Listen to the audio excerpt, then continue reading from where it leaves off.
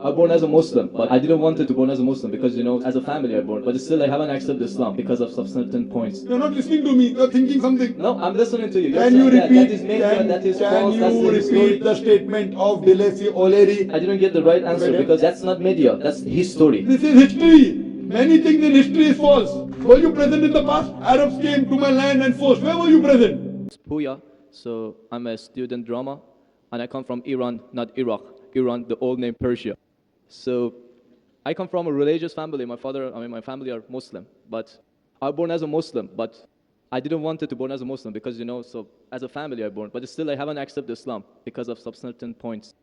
My main question was about the time, like Asian time, back to the 1,000 years ago, when the time the Islam come to my country and we became a Muslim. So as I read in the history and those kind of stuff, I found it out that the Arab countries, so they attacked to my country, and they invade my country and they brought Islam by force, without my king accepted. So Persia was the old country, and it was the most civilized country from the ancient time until now. We believe a real God, we were worshipping a real God, and our religion was Zartosh. So he was a prophet also. So we believe in good deeds, good thought, good words. So even Cyrus the Great, he was the king of the world, and he was doing a lot of good things. Even some people, they was confused that they called him Masih.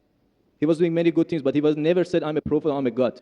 But even though that king, when he attacked the other country, he never killed a civilian, he never raped a woman, and he never made them to change the religion. Even somebody was worshipping a cow, he respect for them, even though he was worshipping a real God. He could make them to worship also same as what is worshipping.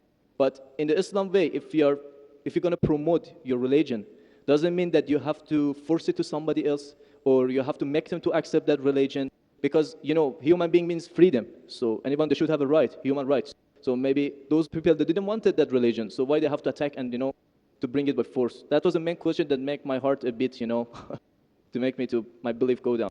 So brother, are you Parsi? Pardon? Yeah, I'm from Fars. Are you a Parsi? You mean Farsi? Are you a Parsi? Are you a Zoroastrian? No, I'm not following any religion. You don't belong to any religion. I don't believe. But you said your parents were? My parents are Muslim, but because of this confusion and stuff, I never try to follow the religion. I just believe in real God and doing the good things. So you believe in real God and good things. What are the good things? Where do you get the good things from? Good things like I don't harm the others. Whatever I'm doing, not try to harm the others. That's the first thing. As much as you can do the good things, even helping the others, and believe in the real God, not worshiping a stone or leaf or whatever. And I believe God is single. But I didn't. So you have your own philosophy. So you want to bring a new religion?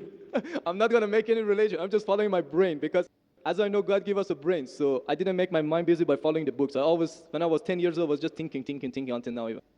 So I tried to follow thinking, he's saying, God as long as not a stone. Who told you stone is not a God? Anyway, I'll answer your basic question. Your basic question is that Muslims came to Persia and they conquered and they forced people to accept Islam. So no one should force at all. I agree with you. Point to be noted is that today the media promotes that Islam was spread by the sword. I am aware that there are certain black sheep in the Muslim community, and there are certain Muslim rulers who did wrong things. But as a whole, Islam was never spread by the sword. Islam was never spread by the sword. It's spread by sword. Sword. Sword means force.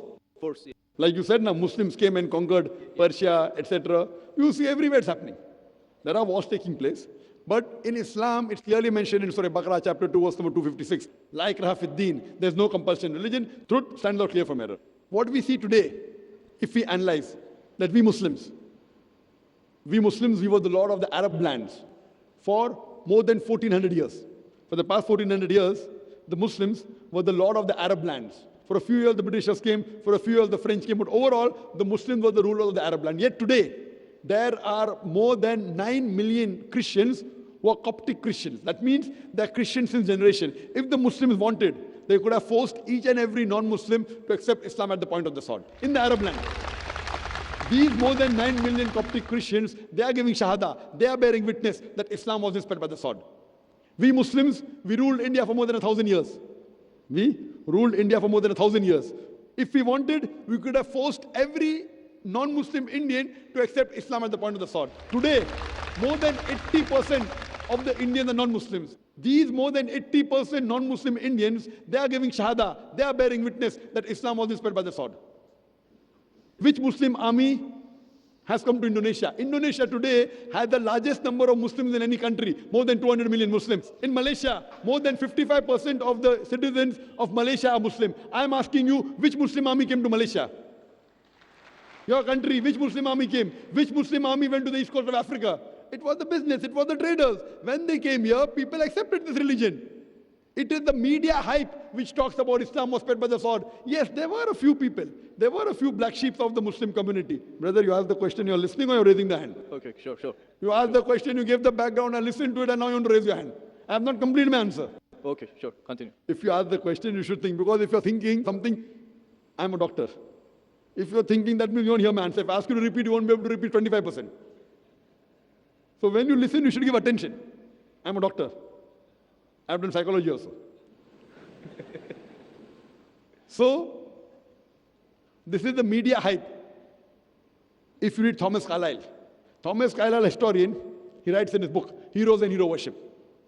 He puts number one hero prophet as Prophet Muhammad. He's a Christian.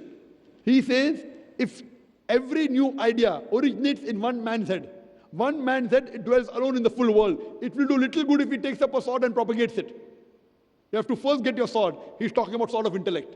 There was a survey done in the Plain Truth magazine, a survey in the increase of the major world religions in a span of 50 years. In a span of 50 years, from 1934 to 1984. In a span of 50 years, the increase in the major world religion. It came in Reader Digest, Islamic yearbook, 1984. Number one maximum increase in any religion, it's Islam, 235%. Christianity, only 47%. I'm asking you, which war took place between 1934 and 1984, which forced the non-Muslim to accept Islam? Which war? Which war? Today, leave aside the past. Today, the fastest growing religion in America is Islam. The fastest growing religion in Europe is Islam. I'm asking you, who's forcing the Americans to accept Islam? Who's forcing the Europeans to accept Islam? You were not there born. Were you present in the past? Arabs came to my land and forced. Where were you present? This is history. Many things in history is false. So that's what? Okay. A very famous historian, Debatel O'Leary, he writes in the book, Islam at the Crossroad, page number 8. He says, history makes it clear that the legend of fanatical Muslims sweeping across the world, forcing Islam at the point of the sword, is the most fantastic, absurd myth that historians ever repeated. Who says that? Debatel O'Leary. History makes it clear that the legend of fanatical Muslims forcing Islam at the point of the sword over conquered races is the most fantastic, absurd myth that historians ever repeated. This is just in the media today. Muslim terrorist, Muslim terrorist. I am asking you, did any Muslim attack you in this country? No, never. But the media says Muslims are terrorists. Yeah, media is just nonsense. Yes, same way your history is also nonsense. When media is nonsense, the history is also nonsense. Some is correct, some is wrong. That's the reason, if you hear the answer, I would like to end my answer with the quotation of Dr. Adam Pearson. Dr. Adam Pearson says that people who worry that one day nuclear weaponry will fall in the hands of the Arabs, they fail to realize that the Islamic bomb has already been dropped. The bomb of peace. It fell the day Prophet Muhammad, peace be upon him, was born. Okay, thank you, doctor, for your answer. But the point is, I didn't get the right answer because that's not media, that's history. And history is not something that can be written the false way, because if it be written the false way, it can be changed. But that was the true history in all over the world and it's written everywhere. Brother, did you hear my quotation of Debatel O'Leary? Can you repeat it? Repeat what? Repeat Debatel O'Leary's quotation. I said it twice, not once, twice. Most of my answer was once. I said twice. Now repeat it. Repeat it 50%. So what's the point of repeating that word? I want to know whether it went into your head or not. No, because that's what is in my head that is a history first thing. I am asking you, can you repeat the statement, the answer which I gave earlier? If you cannot repeat, that means it's useless me repeating the answer. You're not listening to me. You're thinking something. No, I'm listening to you. You're can you repeat? That is media, that is false, can you repeat the statement of Debatel O'Leary, a very famous historian? No, I can't. I'm saying it for third time. Listen to it and go behind the queue.